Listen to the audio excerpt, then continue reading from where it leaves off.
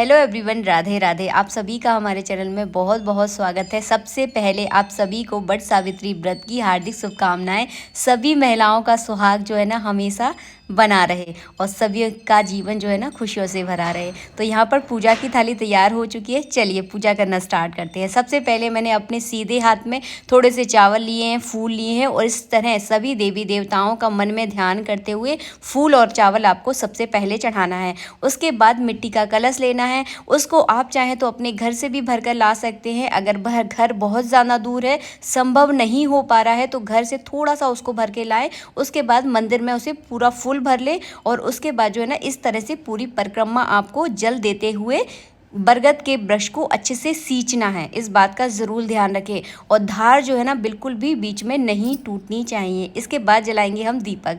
तो दाहिनी ओर जो है ना हमेशा दीपक जलाया जाता है। चावलों का एक छोटा सा पुंज बनाया है मैंने, वहाँ पर घी का दीपक इस तरह से प्रज्वलित कर लिया है। अब करेंगे हम सभी देवी देवताओं को तिलक। तो मैंने अपने सीधे हाथ में थोड़ा सा चंदन घोर लिया है। जितना संभव हो सके उतना सामान आप लेकर ज़रूर जाएँ और याद रखें, अगर आपके घर के आसपास बूढ़ा बरगद का पेड़ है तो उसी की आप पूजा करें। देखिए, जितना पुराना बरगद का पेड़ होता है उसकी प्रधानता भी जो है ना उतनी ज़्यादा बढ़ती चली जाती है। तो अगर आपको कोई चूज़ करना हो बरगद का पेड़ तो ज़्यादा बूढ़े से बूढ़ा बरगद का पेड़ आप चूज़ करना, मतलब बहुत ज़्यादा पुराना पेड़। बूढ़े का मतलब होता है पुराना पेड़। तो इस तरह से स्वास्तिक मैंने बना दिया है। गणपति जी की भी साथ के साथ में पूजा करती जा रही हूँ। देखिए, यहाँ बरगद के वृक्ष के नीचे छोटे से गणपति जी भी विराजमान है, तो उनकी पूजा भी आप साथ ही साथ करते जाएं। अगर गणपति जी विराजमान नहीं है तो उनके नाम का फूल चावल चढ़ा दें, चंदन लगा दें। भाव की प्रधानता सबसे ज़्यादा होती है, तो भाव की तरह जो है ना उनकी आप पूजा करें। तो देखिए, हमारा बरगद का पेड़ बहुत पुराना नहीं है, लेकिन कोई बात नहीं, जैसा संभव हो सके उस हिसाब से जो है ना आप मैनेज कर लें। इसके बाद जो है ना हम यहाँ पर इत्र लगाएंगे। तो सबसे पहले गणपति जी को आप इत्र लगाएं, उसके बाद बरगद के वृक्ष पर इस तरह से थोड़ा सा इत्र लगा दें। ये पूजा जो है ना बहुत कठिन मानी जाती है, क्योंकि काफ़ी सारे घरों में ना इस पूजा को निर्जल रहकर किया जाता है। पूरे दिन आपको निर्जल रहना होता है और शाम के समय जो है ना इस पूजा को किया जाता है। लेकिन हमारे यहाँ पर थोड़ी सी परंपरा अलग है। हमारे यहाँ केवल दोपहर तक ही निर्जल रहा जाता है। उसके बाद पूजा करने के बाद आप कुछ खा पी सकते हैं। तो जैसे देखिए आपके घर की परंपरा रही हो, जैसे रीति रिवाज रहे हो, उस हिसाब से जो है ना आप इस पूजा को करें। मैंने यहाँ पर फूल चढ़ा दिए हैं, चावल लगा दिए हैं और हाँ, हल्दी चढ़ाना बिल्कुल ना भूलें, क्योंकि हल्दी जो है ना सुहाग की निशानी होती है। तो हल्दी आप ज़रूर चढ़ाएं। इसके बाद आप ऋतु फल चढ़ा दें। जो भी फल आपके आसपास मिल रहे हैं, आपके सीजनेबल फल हैं आपके यहाँ के, वो फल चढ़ाना है। उसके बाद नारियल यानी श्रीफल आप ज़रूर चढ़ाएं।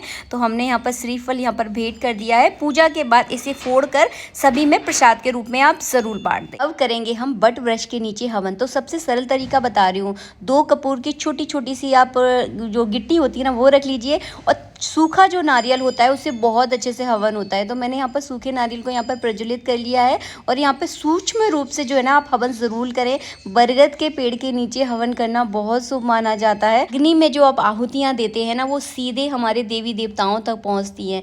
तो सबसे पहले आप साकल यानी हवन सामग्रियों से आहुति दे दें। अगर हवन सामग्री लेकर नहीं आए हैं तो घी से भी आप आहुतियाँ दे सकते हैं। उसके बाद जो है ना पूड़ी और जो बरबुले आपने बनाए हैं उनका आप भोग इसमें ज़रूर लगाएं। और हाँ, नमक आप बिल्कुल भी ना डालें। किसी भी चीज़ में नमक नहीं डाला जाता है, इस बात का ध्यान रखें, क्योंकि नमक वाली चीज़ों का भोग जो है ना अग्नि में नहीं लगाया जाता है। तो हमने पूड़ियों में भी नमक नहीं डाला है और बरबुले हमारे मीठे हैं, तो हम दोनों का भोग जो है ना 5 बार इस तरह से लगा देंगे। उसके बाद जो है ना हम जल का आचमन करवा दें। बरगद के नीचे जो आप भोग रखते हैं कभी भी नीचे डायरेक्ट ज़मीन पर ना रखें।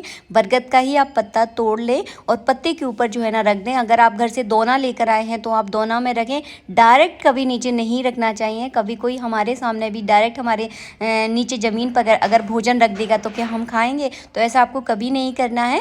पत्ते पर रखना है या आप दोना का यूज़ कर सकते हैं। इसके बाद जो है ना जल का जिस तरह से मैंने आचमन करवा दिया है, आप चाहें तो घी का भी आचमन करवा सकते हैं। तो देखिए कितनी अच्छे से हवन जो है ना प्रज्वलित है। तो ये हवन करने का सबसे सरल तरीका है। जब आपके पास कुछ भी ना हो तो आप इस तरह से जो है ना हवन कर सकते हैं। डायरेक्ट कभी कपूर पर हवन ना करें, इस बात का ज़रूर ध्यान रखें।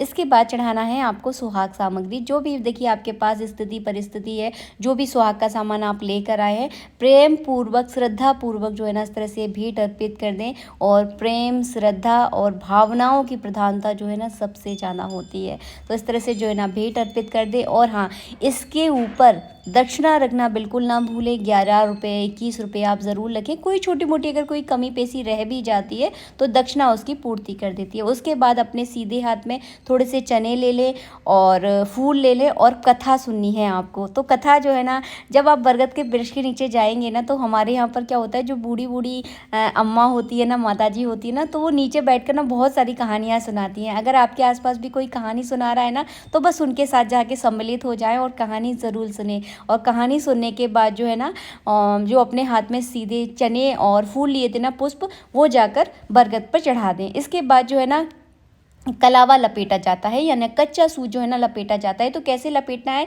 आपको एक नया कोरा रुमाल लाना है। अगर आप चाहें तो 1 मीटर का कपड़ा भी ला सकते हो। इस तरह से चीर बांधा जाता है, इसको शायद चीरी बांधना बोलते हैं, और अगर मुझे शायद याद नहीं है, लेकिन इस तरह से ज़रूर बांधा जाता है।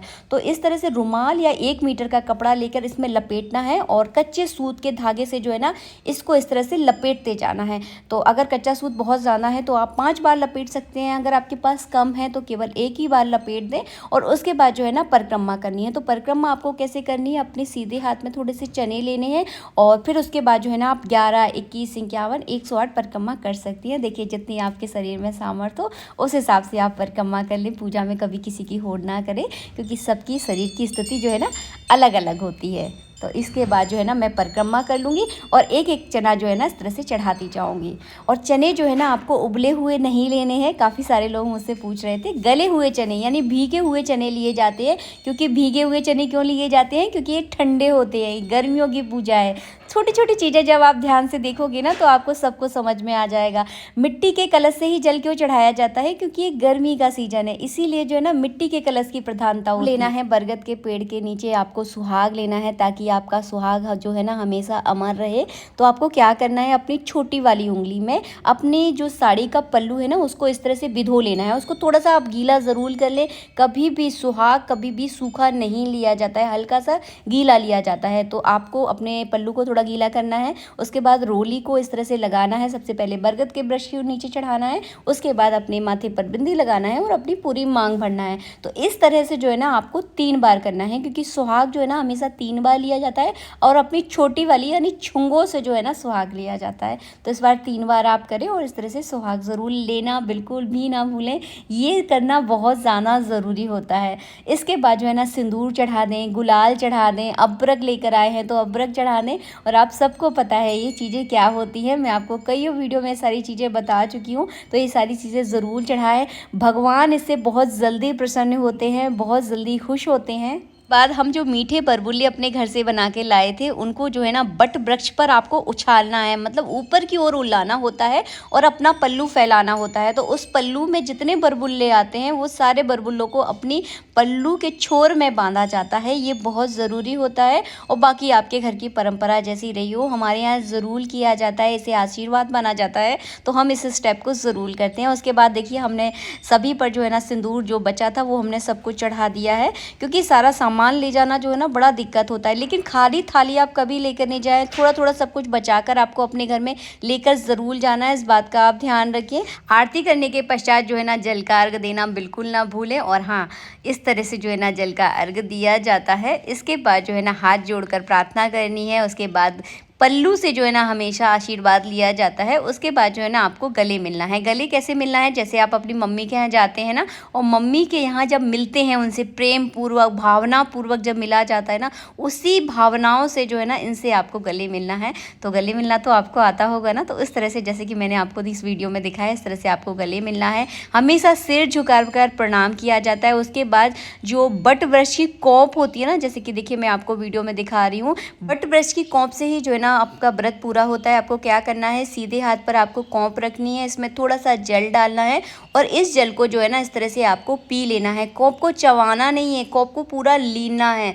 और ये कौंप जो है ना बहुत शुभ होती है। अगर किसी को अगर लड़का नहीं हो रहा है ना, तो इस कौंप को आप खा लीजिए। ये जो है ना एक रामबाण उपाय है। कब कैसे खाया जाता है ये मैं कभी नेक्स्ट वीडियो में आप लोगों के साथ में शेयर कर दूंगी। कलश को भरकर लेकर जाना, ध्यान रखना कलश कभी खाली लेकर नहीं जाया जाता घर में। तो कहीं आसपास जहाँ पर भी पानी की सुविधा हो कलश भर ले और कलश को अपने घर पर भर कर लेकर जाए, ताकि आपका घर जो है ना खुशियों से भरा रहे।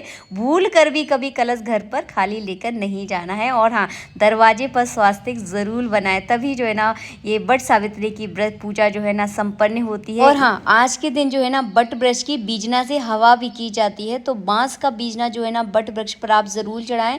बाद में उस बीजना को अपने घर में भी ले जा सकते हैं, आप चाहें तो मंदिर में दान भी कर सकते हैं, क्योंकि बीजने का दान भी बहुत शुभ माना जाता है। आज के दिन मैंने बीजना आपको चढ़ाया नहीं है, क्योंकि आज जो है ना वट सावित्री का व्रत नहीं है। तो आप बीजना ज़रूर चढ़ाएं, मैंने आपको बोलकर बता दिया है। नया बीजना आपको खरीद कर लेकर आना है और बांस का ही बीजना आपको लेकर आना है। आशा करती हूँ वीडियो आपको बहुत पसंद आया है। वीडियो पसंद आया तो प्लीज़ वीडियो को लाइक करें, घर जाकर पति के चरण छुए और उनसे आशीर्वाद लें। और हाँ, बीजना से अपने पति की हवा ज़रूर करें, ताकि आपके पतिदेव भी जो है ना खुश हो जाएंगे और आपको जो है ना आशीर्वाद ज़रूर देंगे। जय श्री राधे मित्रों, राधे राधे। वट सावित्री व्रत की आपको हार्दिक शुभकामनाएं। ये वीडियो अच्छा लगता है तो इस वीडियो को जो है ना अपने सहेली के साथ, अपने रिश्तेदारों के साथ ज़रूर शेयर करें, ताकि ज़्यादा से ज़्यादा लोगों को अच्छी सी इन्फॉर्मेशन मिले। जय श्री राधे, राधे राधे।